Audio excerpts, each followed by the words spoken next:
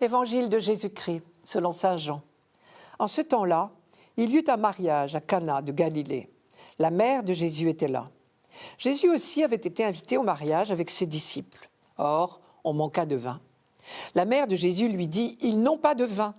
Jésus lui répond « Femme, que me veux-tu ? Mon heure n'est pas encore venue. » Sa mère dit à ceux qui servaient « Tout ce qu'il vous dira, faites-le. » Or, il y avait là 6 jarres de pierre pour les purifications rituelles des Juifs. Chacune contenait 2 à 3 mesures, c'est-à-dire environ 100 litres. Jésus dit à ceux qui servaient « Remplissez d'eau les jarres ». Et ils les remplirent jusqu'au bord. Il leur dit « Maintenant puisez et portez-en au maître du repas. » Ils lui emportèrent, et celui-ci goûta l'eau changée en vin. Il ne savait pas d'où venait ce vin, mais ceux qui servaient le savaient bien, eux qui avaient puisé l'eau. Alors le maître du repas appelle le marié et lui dit « Tout le monde sert le bon vin en premier, et lorsque les gens ont bien bu, on apporte le moins bon. Mais toi, tu as gardé le bon vin jusqu'à maintenant. » Tel fut le commencement des signes que Jésus accomplit. C'était à Cana de Galilée. Il manifesta sa gloire et ses disciples crurent en lui. Pour saint Jean, ce premier signe de Jésus à Cana est très important. Comme le prologue de l'Évangile, c'est-à-dire le tout début de son premier chapitre, était une grande méditation sur le mystère du projet de Dieu, le texte du miracle de Cana est exactement la même méditation, il me semble, mais sur le mode du récit cette fois. Comme si ces 2 textes, au début de l'Évangile, devaient nous introduire à la compréhension de tout ce qui va suivre. Je vous propose donc de lire le récit des noces de Cana à la lumière du prologue. Qu'y a-t-il eu entre les 2 ?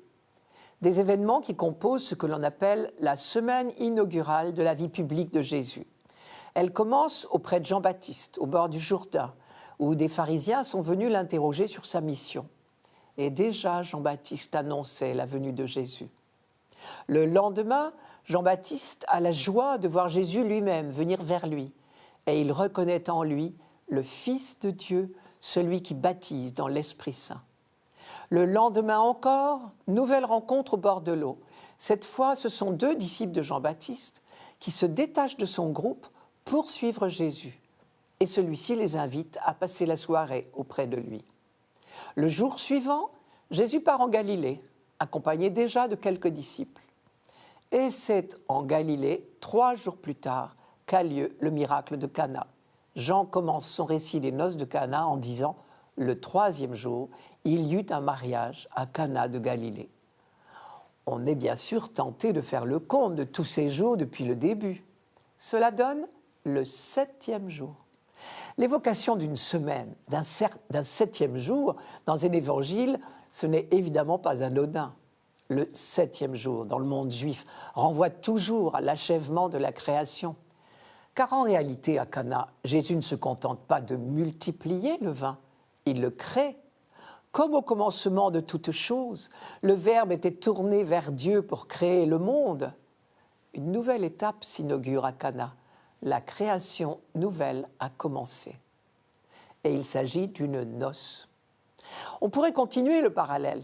Au 6e jour, Dieu avait achevé son œuvre par la création du couple humain à son image. Au 7e jour de la nouvelle création, Jésus participe à un repas de noces, manière de dire que le projet créateur de Dieu est en définitive un projet d'alliance, un projet de noces.